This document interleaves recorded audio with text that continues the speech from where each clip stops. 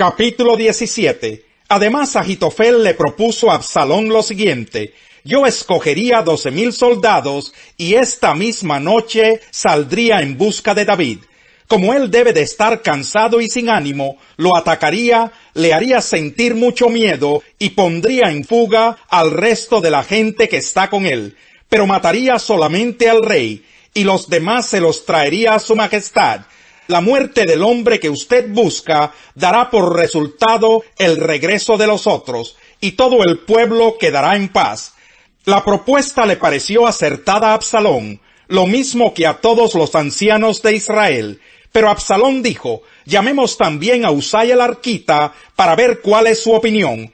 Cuando Usai llegó, Absalón le preguntó: ¿debemos adoptar el plan que Ahitofel nos ha propuesto? Si no, ¿qué propones tú? Esta vez el plan de Ahitofel no es bueno, respondió Usai. Usted conoce bien a su padre David y a sus soldados. Son valientes y deben estar furiosos como una osa salvaje a la que le han robado su cría.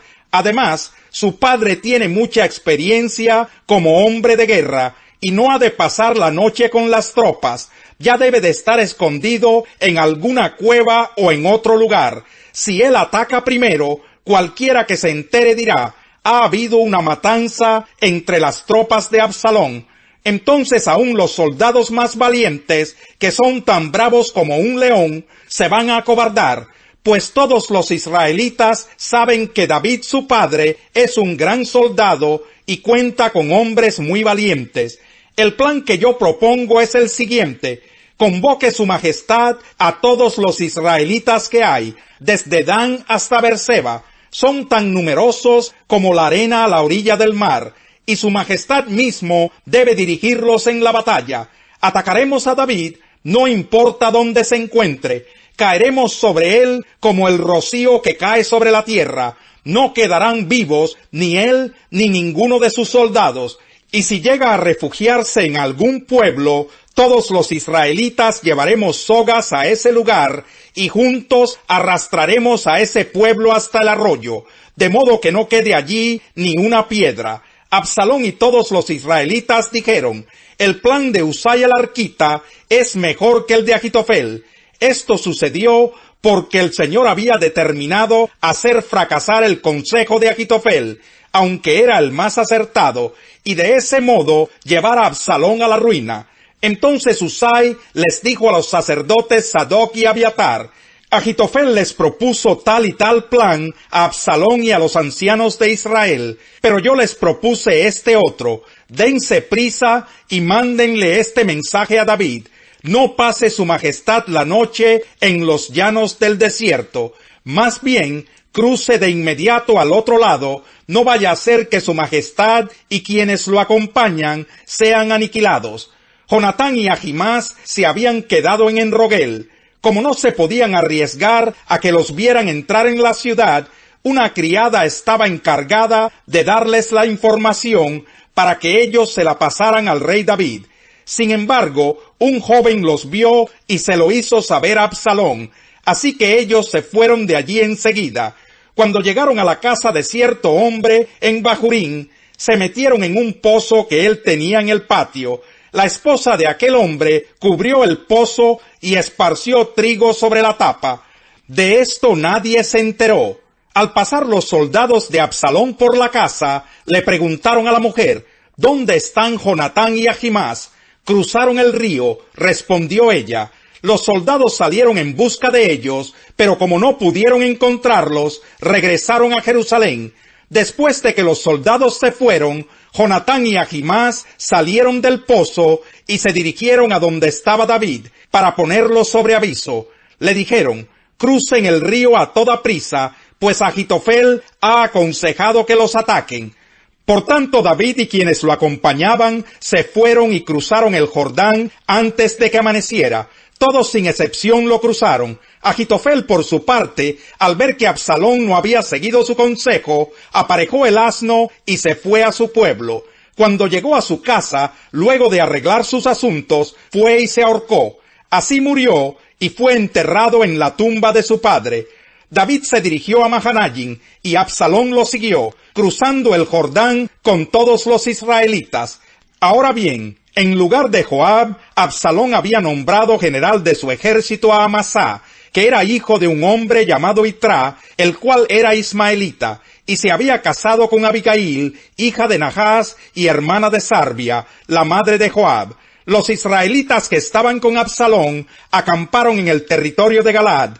Cuando David llegó a Mahanaim, allí estaban Sobí, hijo de Nahas, oriundo de Rabá, ciudad amonita, Maquir, hijo de Amiel, que era de Lodebar, y Barzilai, el galadita, habitante de Rogelín. Estos habían llevado camas, vasijas y ollas de barro, y también trigo, cebada, harina, grano tostado, habas, lentejas, miel, cuajada, queso de vaca y ovejas. Les ofrecieron esos alimentos a David y a su comitiva para que se los comieran, pues pensaban que en el desierto esta gente habría pasado hambre y sed, y estaría muy cansada.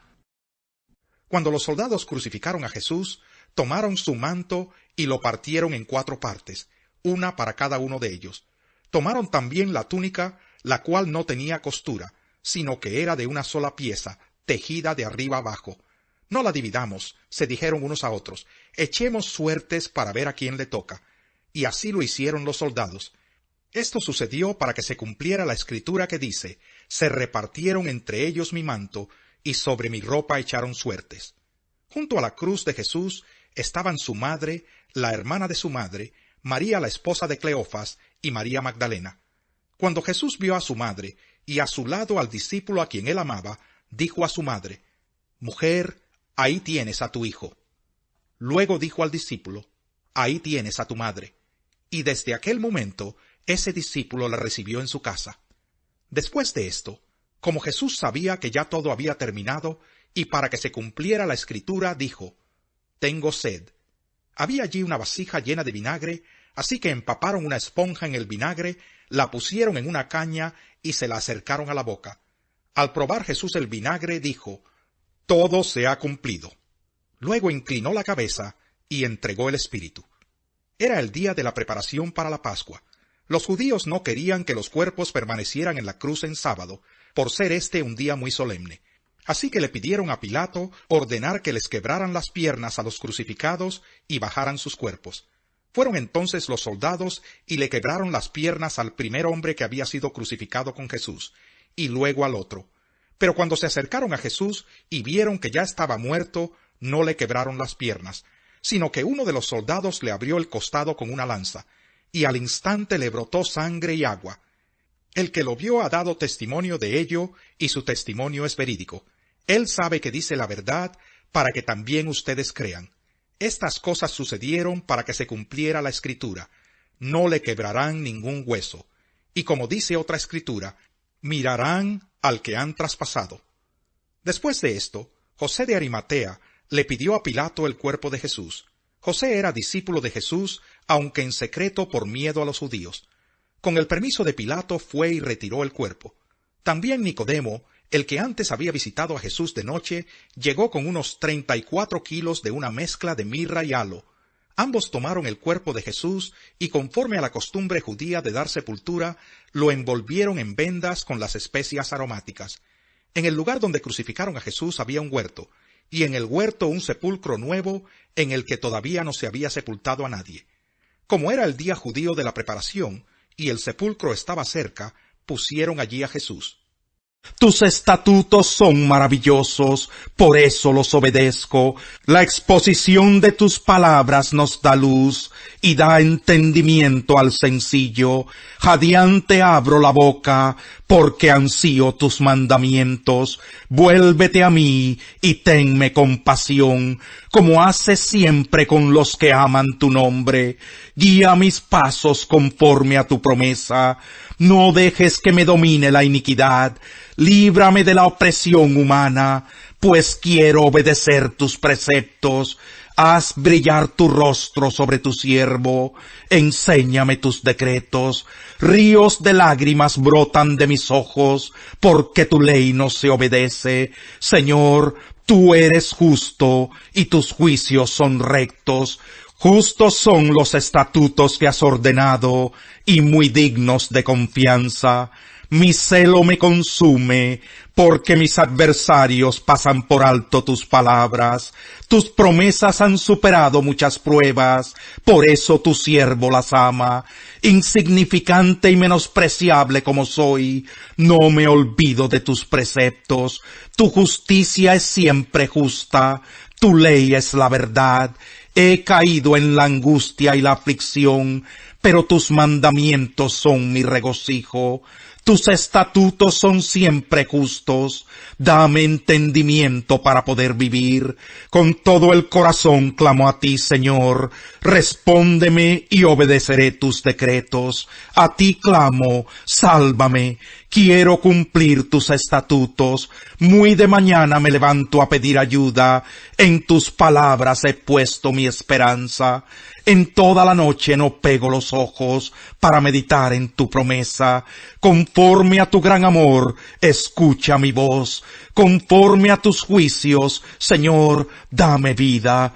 Ya se acercan mis crueles perseguidores, pero andan muy lejos de tu ley. Tú, Señor, también estás cerca, y todos tus mandamientos son verdad. Desde hace mucho conozco tus estatutos, los cuales estableciste para siempre. El rey detesta las malas acciones, porque el trono se afirma en la justicia. El rey se complace en los labios honestos, aprecia a quien habla con la verdad,